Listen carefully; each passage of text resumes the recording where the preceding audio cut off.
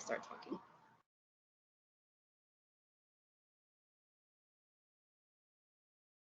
Okay, not ready for you yet.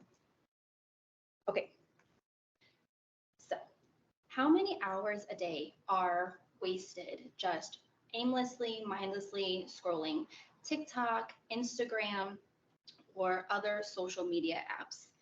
I personally was spending up to 6 hours a day just not doing anything productive, scrolling on my phone, until one day I had an epiphany.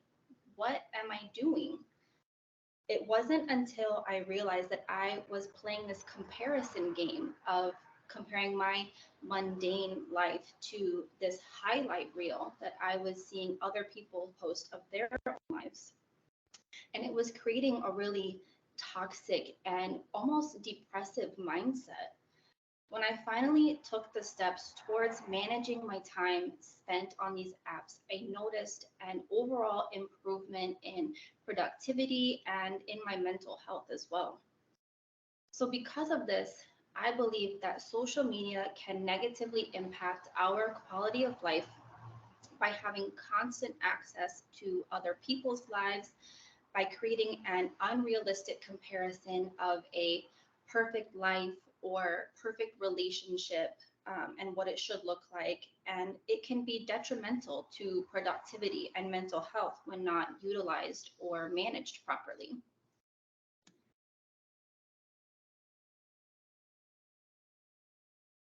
So I do believe that social media does have the ability to provide the latest information, world news, and it can bring together friends and family who are far away and help us feel connected to one another. However, that is not the case for every user. Those who have feeds full of negativity can feel very drained after scrolling. According to Summer Allen in a 2019 article regarding social media's impact, she says the Common Sense Media Survey found that 13% of teens reported being cyberbullied at least once. And social media can be a conduit for accessing inappropriate content like violent images or pornography. Nearly two-thirds of teens who use social media say that they often or sometimes come across racist, sexist, homophobic, or religious-based hate content in social media. So essentially, the algorithm is different for every user depending on what content is interacted with, but especially those who interact with positive or uplifting content tend to see more of the same and vice versa. But even by commenting on things that you don't necessarily like or agree with, it can bring more negative things into your feed and create a more negative experience. So, my first main point that I would like to address is that by having never ending access to other people's lives in the internet, it can pull you away from being present in your own life. In an analysis of social networks, writers had this to say: obsession with the internet, digital devices, and online games can lead to computer/internet addiction. This term has various forms of manifestation and negative impact on the personality. R. Motzik compares internet addiction to alcohol or drug addiction. The person feels euphoria and joyful feelings, constantly increasing their time spent on these apps, gradually reducing the time spent in real life. Additionally, the study is also quoted as saying communication in cyberspace can lead to a decline of live communication and loss of contact with family and friends.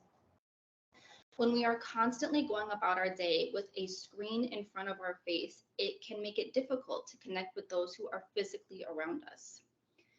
Secondly, social media influencers choose what and when to post, and oftentimes what they choose to post creates a sort of facade of that perfect life or perfect relationship. In an article written by Chris Hazel in 2019, he highlights some of the dangers of modern day influencers.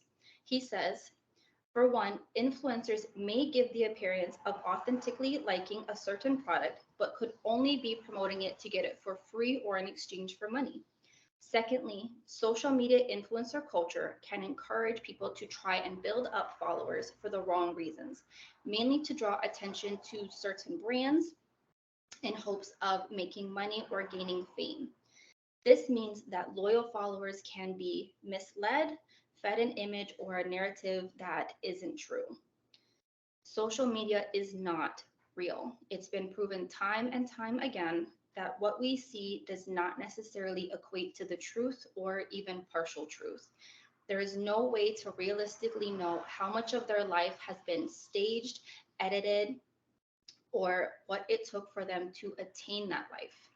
Influencers typically get paid to create a certain aesthetic, and often that requires bending the perceived truth. So, finally, when not managed or utilized properly, social media can negatively impact our productivity and mental health. In a JSTOR article called Does Social Media Make People Happier? Startling information is addressed.